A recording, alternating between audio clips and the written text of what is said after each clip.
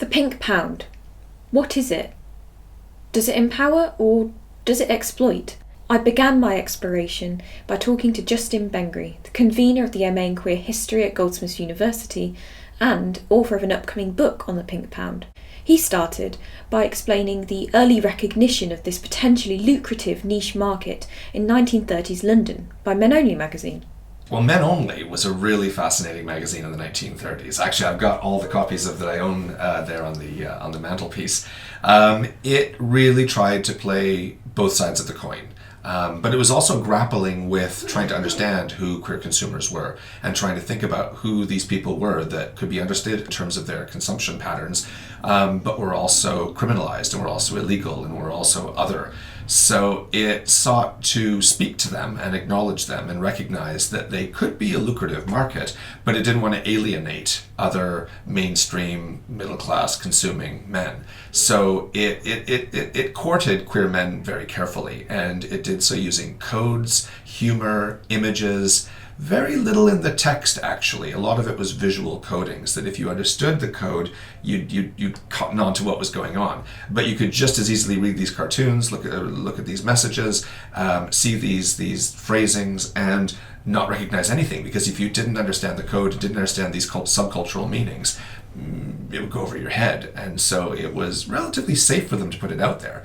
But the fact that the producers of the magazine were using very specific codes that would only be understood by queer men at that time in the early 1930s signals that they knew what was going on and they knew what they were at. This isn't some kind of accident, and this isn't just sort of reading into the past what you want to find there, but in fact shows deliberate strategy. Although no longer needed to protect from the law, coded language remains an important part of the identity within the LGBTQ+ community, and it's become increasingly commercialised, permeating into wider society. There is a really strong dialect that is very prominent in queer communities. It's maybe a little bit stereotypical, but that has been popularised by shows like Drag Race, which is infamously loved by straight women. Mm-hmm. You know, you can't, and regardless, and like straight women show it to their boyfriends, it's kind of become like an online lingo, and I think it speaks kind of to modern day and to, I don't know, I guess how kind of globalised we've become, how there are less divides in our community than ever before, that actually, like, yes, there is a certain queer language, but that language is now being used by straight people, or is at least understood by straight people. Mm-hmm. Like, think about the number of women, the straight women that go, yeah, queen, and slay, and shady, and tea, and all of that. Mm-hmm. Like, it's not just a gay language anymore, and I'm sure that in like gay men's clubs, there's a whole new set of words that I, even as part of the community, I'm not going to hear about until 10 years down the line they're used on season 23 of Drag Race. Association with sailors and things like that, I think you still do see that, don't you? You do still see there are sort of certain brands and certain products that have a connection with sailors, quite frankly, and you know, if you look into that, then you know, the association between sailors and gay culture is clear. So I think there are still very subtle marketing messages and, you know, associations, you know, started way back when, as you say, but you know, there are still brands that, you know, do continue that going forward. By the 1990s, there was something called the Gay Lifestyles Exhibition that happened here in London at Earl's Court, and it was affectionately known at the time as the Ideal Homo Show. So that's great fun already. And I suppose the trajectory that you'd expect from the way that the study has developed is you start in the late 19th century with some historical figures having greater economic power and being recognized for that by some advertisers and by some businesses, kind of like Men Only in the 1930s.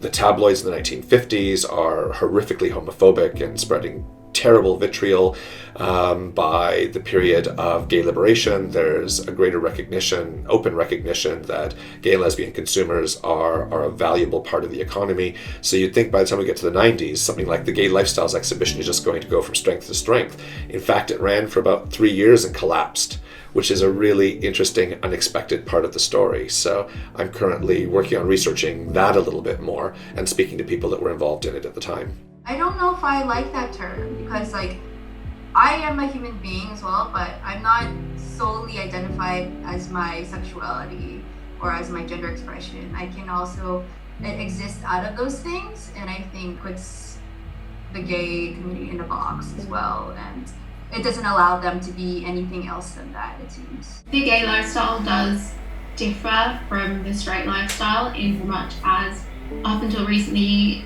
gay people haven't so much had kids. They've had kind of maybe different career paths. They've been.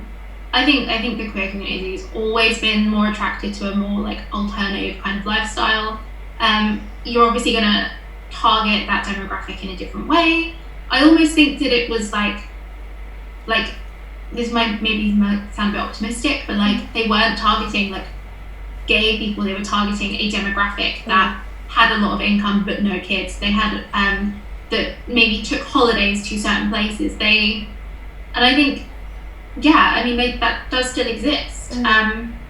Even though I think what defines like a queer lifestyle or a gay lifestyle is changing now more so than ever. Like a lot of queer people are settling down. They kind of want like a traditional family unit, but maybe without with two dads instead of a mum and a dad, or I don't know, what used to be kind of a bit more of a hidden lifestyle is maybe now changing.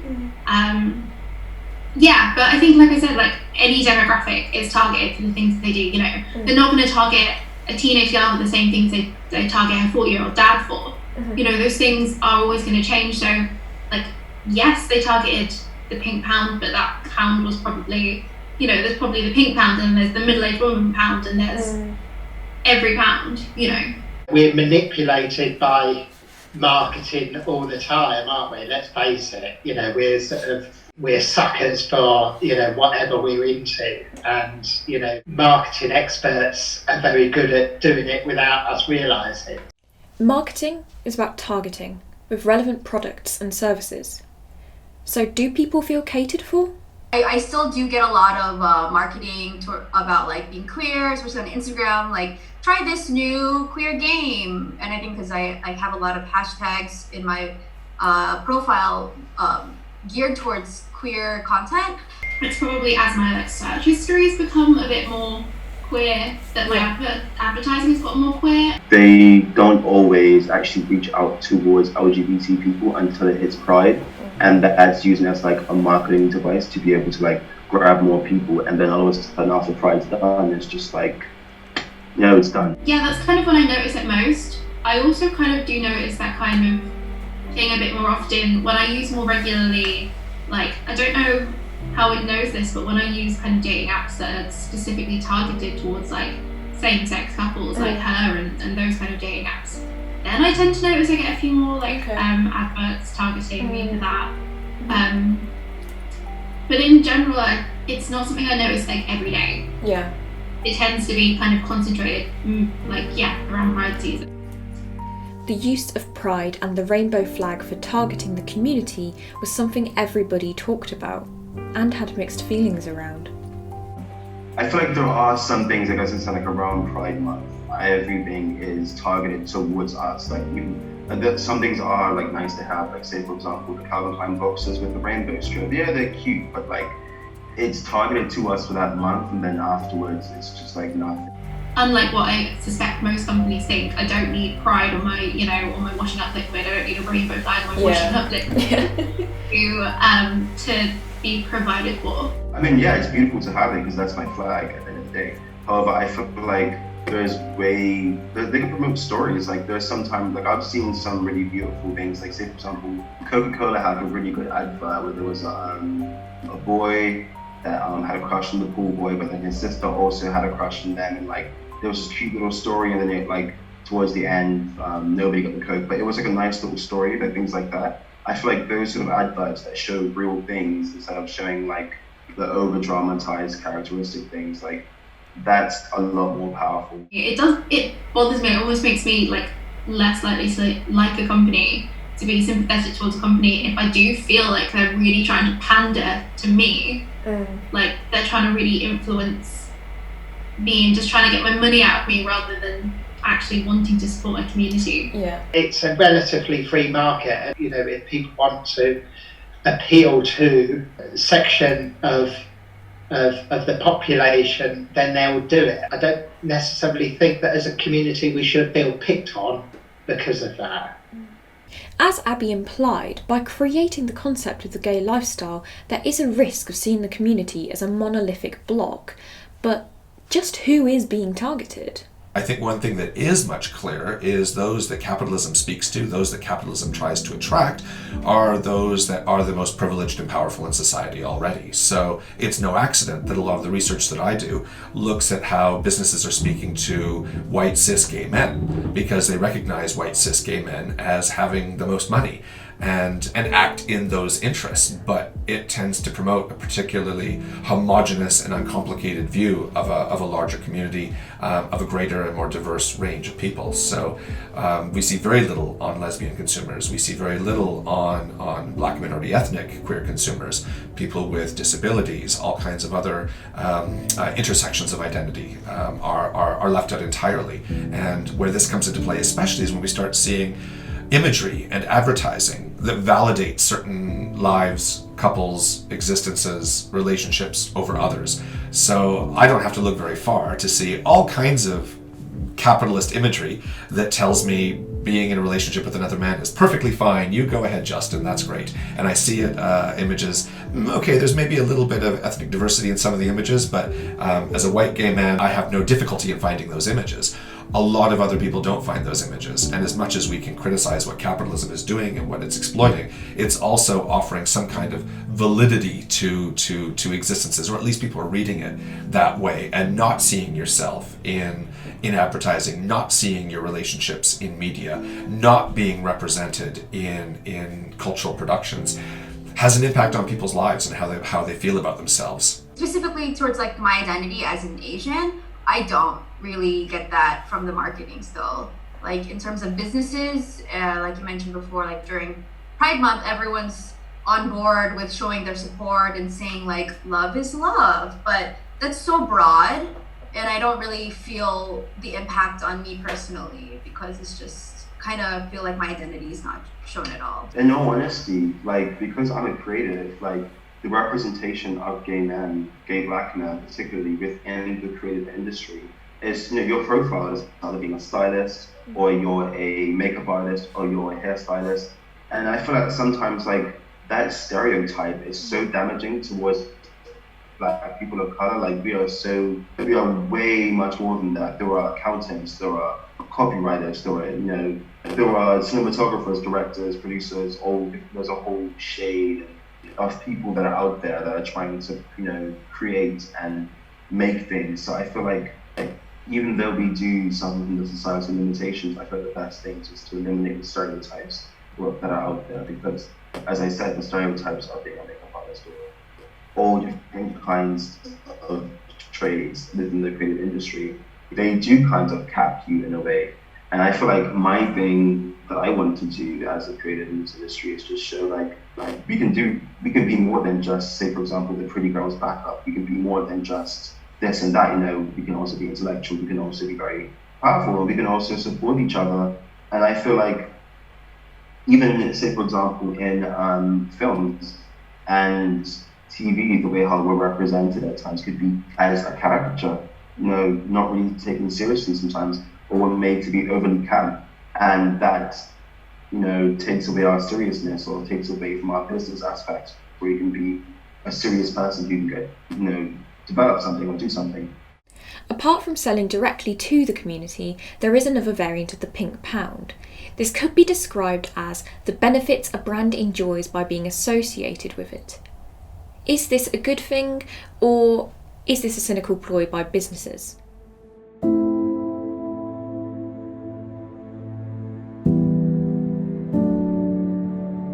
I've had many conversations, over recent years around sort of Starbucks as a multinational, and whether we should be associated with their support, whether we let them in, and all those sorts of discussions. And I think it is interesting actually that they, as an organisation, are taking a particular stance to support the transgender community, and I think that should be welcomed. I should think that is a lesson really for us as far as our sort of applying our own values of capitalism. They're still making a profit off of us. They're still exploiting the community to some extent, even though they're like, oh, we're donating, but they're still kind of still capitalizing off of it too. And so I think just the whole involvement of capitalism with the LGBTQ community and having it to like associate as a way to spread awareness is just like not a good feeling. The potential for even big, nasty multinationals, I think there's the potential for a lot of good to come from unexpected quarters. Weird balance, because it's like, do you need them or do they need you? So it's like, it's so weird because, we're just so ingrained in capitalism. It's a lot, it's hard to figure out how can we do so without not spreading awareness. So yeah, it's something I've been trying to understand more and see, hopefully just transition into like supporting the queer community in like other ways.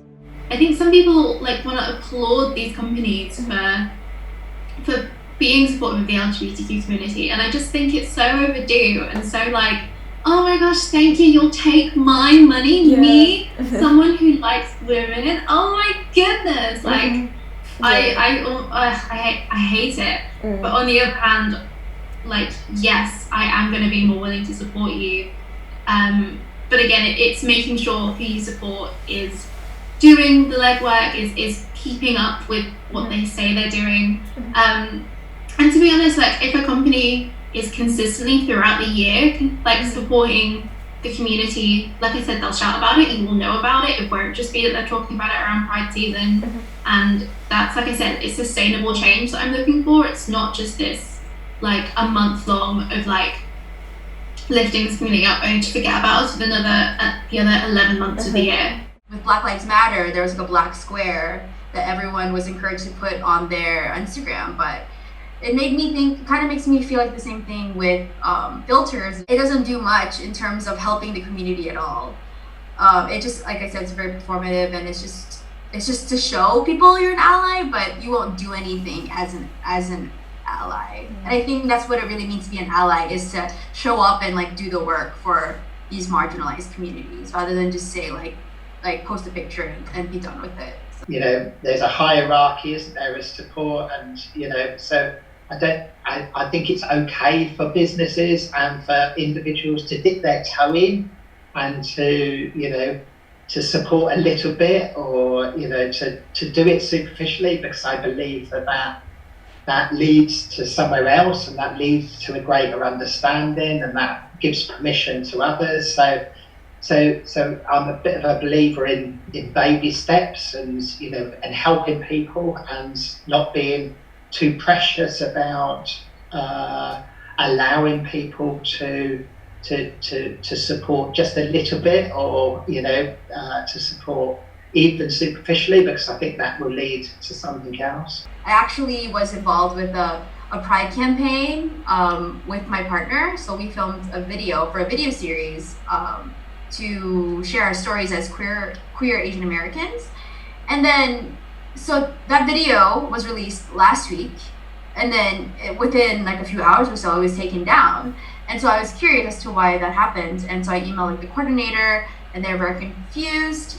And so that experience just made me realize like what our businesses like going through in terms of what's going on with the world right now. Like it seems like they have to choose a target group to exploit in order to like build their brand more. Like there's no intersectionality when it comes to these groups. So I think there are sort of banana skins that we need to be mindful of, and we need to be savvy to the corporate world sort of misusing the good name of Pride. If something is using LGBTQ as a selling point, I want to see that they're like donating some of their profits to LGBTQ organizations, and if a company is doing that, like they'll want you to know about it. They will put it in the first line of the product description. They'll put it on the flyer. They'll put it where you can see it.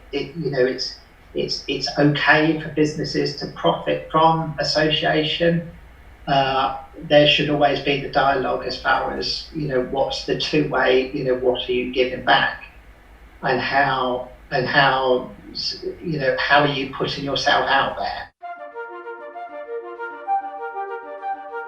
John Stephen, one of the entrepreneurs of Carnaby Street that really got the ball rolling on men's fashion in the UK in that period, applied what were previously subcultural queer styles from the community of which he was a part, but then remarketed them to become part of that mainstream swinging London Carnaby Street male fashion, sometimes androgynous, sometimes more perceived to be more effeminate or sissified, as the press accused. Stephen came out of a queer subculture and was using those styles and marketing them. The anxiety within the community may be that that's diluting mainstreaming, where there's some purity and some sort of different meaning to subcultures actually, and once subcultures become sort of mainstream, then in that change of identity you do lose something. So I think that is a legitimate sort of concern. I suppose we can't ever demand that these cultural forms are put under a glass jar or held in aspic or something. They're going to transform and change. And I think this sense that we want it to be preserved only for LGBTQ people almost suggests that it's not possible for LGBTQ communities to have anything else come up and be significant and evolve as significant for them as well. It's also, like I said, impossible to police that. So looking at things like fashion in the case of John Stephen or Drag Race with RuPaul, a useful possibility is to critically engage with that. And again, is it in danger of homogenizing drag cultures into something that's more American and commercial, whereas there are other forms of drag and other drag cultures that exist that are now being potentially obliterated by the success and power of this particular vision of drag and what it does. Who's being represented among contestants and who isn't? What's being said about the dynamics between drag, gender roles, trans issues, all of these things. And certainly that's something that has been a significant concern for, and rightly so, of people that are critical of Drag Race and RuPaul, and something that it seems to be evolving, I suppose, in how Drag Race is attending to these issues. If you look at Coke, I think it was Diet Coke, they were selling cans with like "Yes" on them, and like "Yes" was coined by like black drag queens, and now it's printed just on Diet Coke cans and like sold, and it wasn't like a Pride Month special. This was like 2 months ago. This was in like December. They're selling Coke cans with "Yes Queen" like written on them, which is like you see these codes being used. Like, I don't know, I would almost be interested to know if places that are pride related have stopped using these words because they're so used by a straight mainstream now that they're a little bit like, I don't know. I know quite a lot of gay people that like cringe when they hear these like stereotypical words because they're like, oh god, like why, that's the only thing that is associated, that's like so typical. I think that can also be problematic as well. I understand they're trying to be trendy, and a lot of like corporations or people or influencers are using like "Yes Queen" or any other like terms in the queer community without understanding the context and without understanding where they came from. And essentially that's like capitalizing off of the queer community. And so I feel kind of strange about that, because they're able to use these terms but don't recognize where it came from and don't support, or maybe they don't or maybe they're not active in terms of like supporting these communities, even though they constantly take things away from the community to capitalize or to broaden their brand. So Yeah. Yeah, it's weird. If people want to enjoy it, then, it's not up to me to say, that doesn't belong to you, or that belongs to me more than it belongs to you. Drag's really important, don't get me wrong. I think, what it does for individuals and, the role it has in people's lives, and the change it can make, the confidence it can give someone, is incredible. That needs to be recognised. I think, that doesn't mean to say it needs to be restricted to a seedy backstreet pub. Do you know what I mean? The same benefits from drag, can be had by a greater number of people, and actually, a greater number of people can enjoy the many benefits of it. So, I'm all for it. Yeah. A gay man that takes, all this is in inverted commas, but say a gay man takes gay styles from a gay subculture and sells it back, or sells it more to a more mainstream audience. Is that inappropriate? Is that appropriation? Is that exploitation? What about someone who identifies as straight? What about someone who's married with kids but is actually has his boyfriend on the side, or has that as a cover, or is bisexual, or has a much more complicated sexuality? What do you do with businessmen, businesswomen, entrepreneurs, others that are doing any of these things? It's a tough one. I mean, I think we tend to valorize those that fit the right type sometimes, when in fact others are doing things that aren't that different. Pride means lots of things to lots of different people and lots of businesses, and I think very easy maybe to fall into the trap of being part of the community, that this is for us, and this is and it's ours really to control.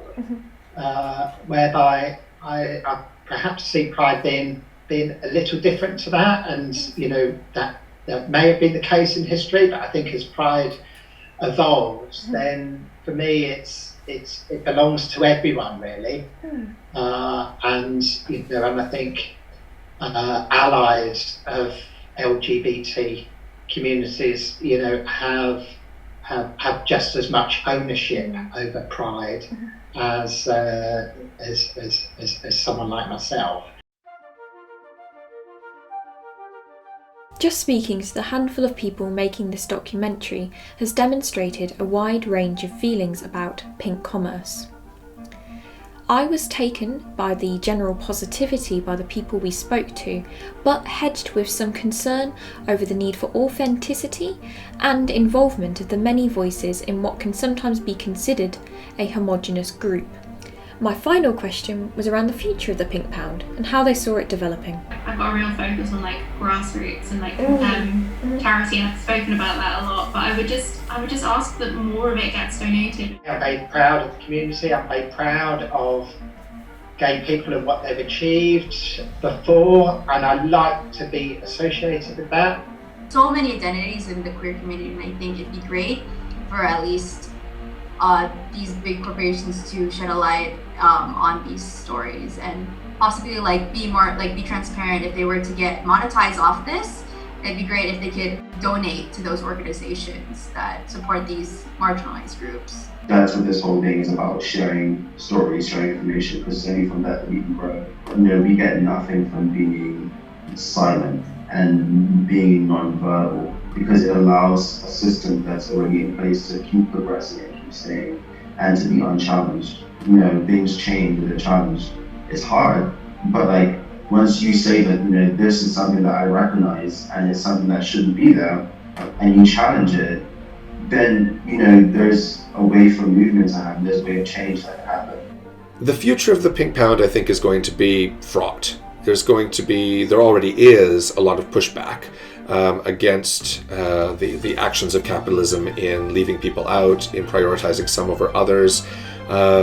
So I think there's going to be a greater acknowledgement, but I don't know how much real change is going to come about, because ultimately there are far bigger social, cultural, and economic issues at play that are keeping many people economically marginalized over others. So that goes beyond just the machinations of capitalism. It really speaks to the power of the state, the destruction of the welfare state, of issues around social mobility and opportunity that are much more than just who we see in advertising.